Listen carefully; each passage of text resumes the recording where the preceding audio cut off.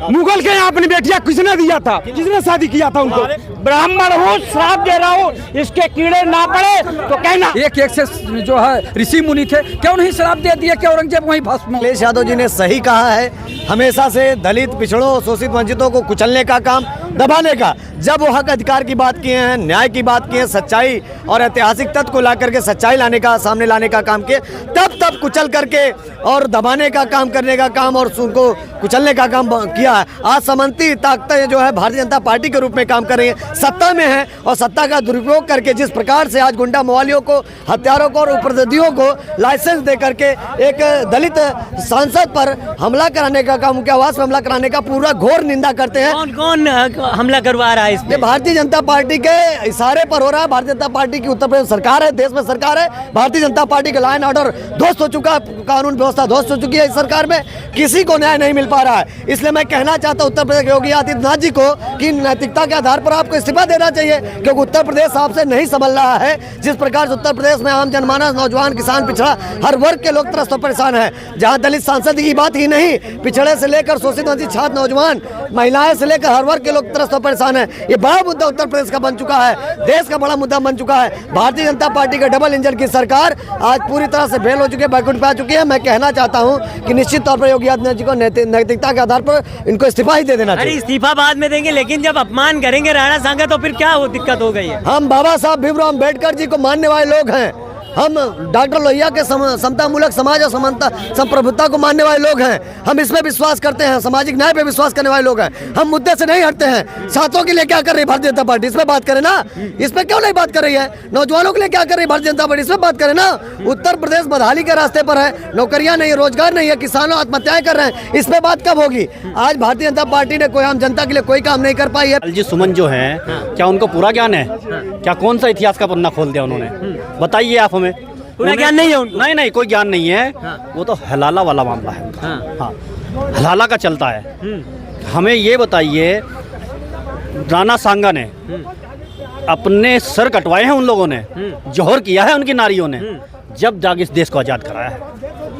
अरे जानेंगे मैं कहना चाहता हूँ, सुनिए, बताना चाहता हूँ, रुकिए, मैं जानता हूँ, मैं समझिए, मैं बताना चाहता हूँ, मैं बताना चाहता हूँ कि वही लोग हैं जो आरएसएस गोलकर सवरकर जो देश में, मैं बताना चाहता हूँ, ये वही लोग हैं, कोई मतलब नहीं, ये वही लोग हैं जो बांटने की राजनीति किए हैं, जो तोड़ने की राजनीति किए हैं, जो हिंदू मुसलमान को बांटने का राजनीति करते हैं, जो देश को खंडित करने का काम करते हैं। ये सब मैं कहना चाहता हूँ, मैं कहना चाहता हूँ कि ये इनके पास मुद्दा नहीं है। मैं कहता के पास मुद्दा ही नहीं है। मैं कहना चाहता हूँ कि वर्तमान की सरकार के पास मुद्दा ही नहीं है, भारतीय जनता पार्टी के पास कोई मुद्दा ही नहीं है। नौजवान छात्रों का जो उत्पीड़न हो रहा है, इस पर बात क्यों नहीं कर रहे हैं लोग? केवल ध्यान भटकाने का काम और निश्चित और बांटने की राजनीति भारतीय जनता पार्टी करती है। मैं इनसे ही पूछना चाहता हूँ, मैं इनसे ही पूछना चाहता हूँ। देखिए, सुनिए, सांसद की कोई गरिमा होती है? नहीं होती है संसद की। अगर संसद में खड़े होके एक महापुरुष को आप क्या कहेंगे? गद्दार कहेंगे? गद्दार ये लोग हैं, ठीक है? गद्दार ये वो राम जी सुमन गद्दार है। गद्दार देश के गृह मंत्री है, जो बाबा साहब भीमराव अम्बेडकर को टिप्पणी करने वाले गद्दार है। गृह मंत्री गद्दार है, देश का गृह मंत्री गद्दार है। बाबा साहब भीमराव अम्बेडकर पर टिप्पणी करने वाले लोग बाबा साहब पे टिप्पणी करेंगे, आप संविधान पे टिप्पणी करोगे? बाबा साहब भीमराव अम्बेडकर से देश संविधान से चलेगा। आरएसएस गोलकर सवरकर आरएसएस के हिसाब में नहीं चलेगा, देश संविधान से चलेगा और बाबा साहब भीमराव अम्बेडकर संविधान में चलेगा। एक जो कह रहे हैं गद्दार है, वो ये कह रहे हैं जो ये गाली दे रहे हैं इनको, आखिर ये बता दे, मुगल सुनिए पहले बात सुनिए, मुगल के यहाँ अपनी बेटियां किसने दिया था? किसने? पिछड़े दलित ने दिया था। आखिर अपनी बेटियां किसने शादी किया था उनको? परिवार वालों ने किया था, हमारा किया था। अरे तो राजपूत किसने किया था? अरे जो किया था वही आज चूतिया बना रहा है। यही पिछड़ा दलित मुसलमान को ये चूतिया बनाते हैं। यही गद्दारी तभी भी किया था। सुनिए, इब्राहिम लोधी जब इस देश में सल्तनत कान दिल्ली में संतुलन बना हुआ था, तो किसने बुलाया? बाबर को किसने बुलाया किसने? उसको 31 हटाने, पिछड़ा का लड़का बैठा था, तो इनके पेट में इतनी चूड़ बसी थी, उसको हटा कर मैं उस संतुलन कान पे बैठूं, ये होड़ मची थी। ये तभी भी कुर्सी से समझौता नहीं हो सकता, इनके अपमान कोई मतलब नहीं है। आखिर यही है तो आज लोकसभा स्पीकर जो है ओम बिरला जी, उनका दामाद कौन है ये बताएं? अब कहेंगे पिछड़ा दलित ने दिया था, दिया किसने? मुसलमान को किसने दिया? दिया इन्होंने। जवाब दे रहे, जवाब बताइए। ये इतनी निष्ठा पे आ जाते हैं कि उनकी लड़की ने किससे शादी कर ली, उनकी अरे बात क्या हो रही है कि उसने जो वक्तव्य दिया है, सेना ने जो संसद के सांसद के घर पे हमला किया, उस पर क्या कहेंगे आप? इतने जूते मारने चाहिए, इतने जूते मारने चाहिए, उसके मुंह में पेशाब करना चाहिए, उसके मुंह में साले के कीड़े पड़ेंगे, उसको कैंसर होगा और वो साला मौत मांगेगा। तो किसको? रामजी लाल सुमन मौत मांगेगा, इसको मौत नहीं मिलेगी। इसने हमारे देश रामजी लाल सुमन, आपका नाम बताइए। मेरा नाम अनूप शुक्ला है, जिसको जो कहने का मतलब है कि हमारे देश के ऐसे लोग, ठीक है, उनको ये लोग साले गद्दार बोलते हैं।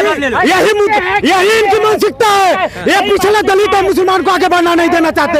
ये पिछले दलित समाज का सांसद न होता तो शायद यही सब परित्याग नहीं करके होता।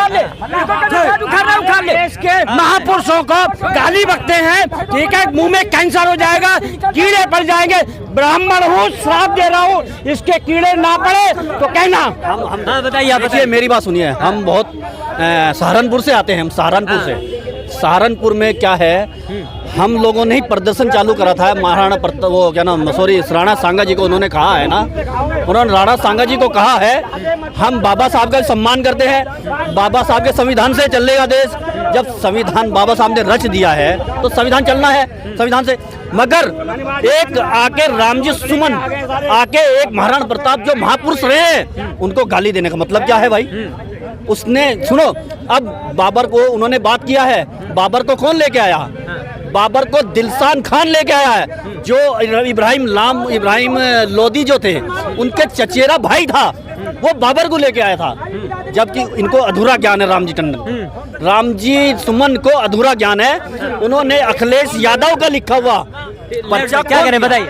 हमारे बड़े भाई लोग बता रहे हैं श्राप दे रहा हूँ, ये दे रहा हूँ। आप बताइए, जब औरंगजेब आया था तो एक से जो है तपस्वी थे, एक से जो है ऋषि मुनि थे, क्यों नहीं श्राप दे दिया कि औरंगजेब वहीं भस्म हो गया? कैसे आ गया यहाँ, कैसे आया? ये इनके पूर्वज तो थे एक से तपस्वी, तब क्या कर रहे थे? आज कह रहे हैं अगर इनके उसमें दम है तो अभी जो है रामजी लाल सुमन की मृत्यु हो जाएगी, अगर इतने दम होगा। समझे आप? अगर इतना करना सही है? गलत है, एकदम गलत है। अगर किसी भी सांसद के ऊपर हमला हो रहा है तो कानून व्यवस्था ध्वस्त है। और सुनिए, अगर वो गलत बोले हैं तो राज्यसभा के सभापति क्यों नहीं उन्हें बर्खास्त करते? आज भी करना चाहिए था, करवाए ना, करना चाहिए था बर्खास्त। सुनो, करना चाहिए था, या तो फिर ये कह दीजिए संविधान नहीं है। हाँ बताइए। देखिए, इन्होंने भी कहा पेशाब कर देंगे। पेशाब करना इन लोग का पेशा है। हर दलित के ऊपर पेशाब करते हैं, चाहे मध्य प्रदेश में हो, चाहे वो दलित के लिए इनको पंडित को पेशाब करना एक ये स्टाइल हो गया है।